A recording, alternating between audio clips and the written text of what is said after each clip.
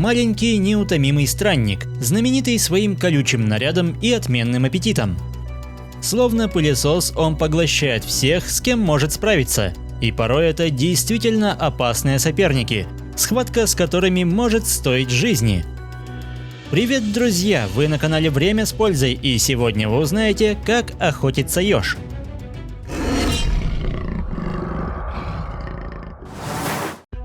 В настоящее время выделяют более 15 видов подсемейства настоящих ежей, которые обитают на значительных территориях Европы, Азии и Африки.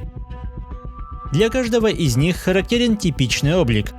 Множество колючек делают этого зверька одним из самых узнаваемых, однако встретить его не так просто, ведь в большинстве случаев ежи ведут ночной образ жизни. И это настоящие неутомимые охотники, которые за ночь проходят до 3 километров. Неустанно исследуя лесную подстилку, еж уделяет внимание каждому укромному месту, где может скрываться добыча, в качестве которой выступают многочисленные насекомые, нещадно поглощаемые одно за другим. Мощные передние лапы помогают добраться до спрятанной добычи или же проложить более короткий путь. Как правило, ежи патрулируют свои небольшие владения по нахоженным тропам, но они неплохо плавают и умело преодолевают водные препятствия. Хотя низкая выносливость заметно уменьшает возможности пловца и делает длительные заплывы опасными для жизни. Ключевая роль при поиске провизии отведена обонянию. Развитые рецепторы позволяют за многие метры чувствовать запах потенциальной добычи, безошибочно указывая направление к искомой цели. Важную роль играет и отменный слух, помогающий улавливать широкий диапазон звуков. А вот зрение колючего странника оставляет желать лучшего. Глаза ежей хоть и адаптированы к низкой освещенности, но они лишь дополняют общую картину происходящего. Зубы зверька маленькие, но чрезвычайно острые, по форме напоминающие зубья пилы, что вполне типично для насекомоядных. На охоте эти создания могут быть очень проворными, что порой приносит им более весомые трофеи. При этом в счет добычи засчитывается и падаль. Невзирая на скромный вес, который у большинства видов не превышает и килограмма, ежи очень прожорливы и за активную ночь могут съедать более 100 грамм животной пищи. Обычно у лесных обитателей с этим нет проблем. Куда сложнее становится родственникам, таким как этот ушастый еж, который приспособился к жизни в суровых степях и пустынях. Конечно, здесь также есть насекомые, но иногда скиталец может голодать несколько дней или даже недель, что вынуждает его атаковать далеко не беззащитных созданий. Большие уши помогают не только лучше слышать, но и выполняют роль теплоотвода, что особенно актуально при палящем зное. В любом случае, темное время суток становится более пригодным для промысла. Однако пустыни изобилуют опасными рептилиями, и даже ночью потревожить одну из них – не лучшая затея. Но выбор добычи невелик, и голодный еж может бросить вызов одной из самых ядовитых змей планеты. Тщательное изучение соперника оборачивается невероятно проворной атакой, и поверженная рептилия без лишних пауз поглощается прямо на месте. Не менее сложна жизнь эфиопского ежа, который в полной мере освоил охоту на ядовитых скорпионов.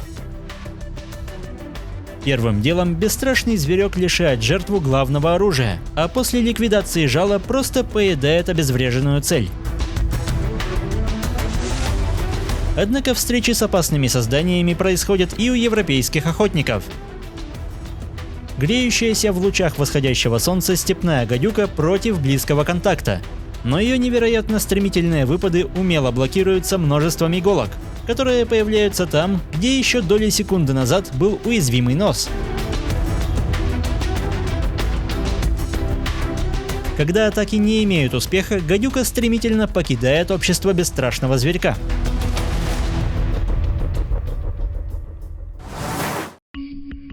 Хоть ежи и являются умелыми хищниками, часть их рациона может состоять из растительной пищи, например, яблок, которые помогают накопить жировые запасы к предстоящей спячке. В остальном маленькие хищники не останавливаются ни перед чем. И зачастую вместе с насекомыми, червями и слизнями они поглощают немало болезнетворных микроорганизмов, на что их собственный организм вырабатывает противоядие, убивающее большинство опасных паразитов. Отменное обоняние помогает не только находить добычу, но и определять владение себе подобных. Поскольку ежи – одиночное животное, они предпочитают избегать общества соседей. Однако легкая добыча притягивает колючих созданий как магнит, и в этой ситуации конфликт может обернуться дракой. Облаченным в колючки зверькам не просто добраться до уязвимого места друг друга, хотя когда оба противника настроены воинственно, рано или поздно острые зубы могут найти применение, и болезненный укус быстро ставит менее проворного охотника на место. Еж далеко не медлительный, однако в скорости он проигрывает большинству местных хищников, и здесь на помощь приходит уникальный защитный механизм. Сворачиваясь в клубок, еж оставляет противнику более 5000 жестких и острых колючек, которые быстро отбивают аппетит даже у голодных охотников. Молодые и неопытные хищники зачастую пытаются добраться до хозяина неприступной брони, но многочисленные попытки становятся лишь тратой времени, которое можно пустить на поиски менее защищенных целей. Первые колючки появляются у ежат уже через несколько часов после рождения. Конечно, поначалу они довольно мягкие, чтобы не доставить проблем кормящей матери. Лишь через 2 недели у малышей открываются глаза, а еще 2 недели спустя они уже отправляются на охоту в сопровождении матери. У подростков остается совсем мало времени, чтобы постигнуть азы самостоятельного поиска пищи. И за короткий срок маленькие и беззащитные комочки превращаются в молодых охотников. При этом их детские колючки со временем выпадают, а на смену приходит куда более жесткое и опасное одеяние. Конечно, ежи не лишены естественных врагов, и крупные совы одни из самых опасных. Ведь полет этих пернатых хищников абсолютно бесшумный, поэтому тактика сворачивания против них бесполезна. В любом случае, если цель лишена колючек, для совы она является намного привлекательнее. Куда опаснее для ежей становятся болезни и паразиты, а также исчезновение среды обитания и строительство дорог, ведь именно под колесами гибнет множество колючих охотников. Век ежа короток. Немногим в естественных условиях удается дожить даже до 5-летнего возраста, хотя в неволе при должном уходе зверьки могут прожить вдвое дольше. В целом, большинство видов ежей находятся вне опасности, ведь развитые органы чувств, ловкость и умение давать отпор помогают удерживать свое место в экосистеме. Если выпуск вам понравился, поддержите его лайком, комментируйте, подписывайтесь и проводите время с пользой. До скорого!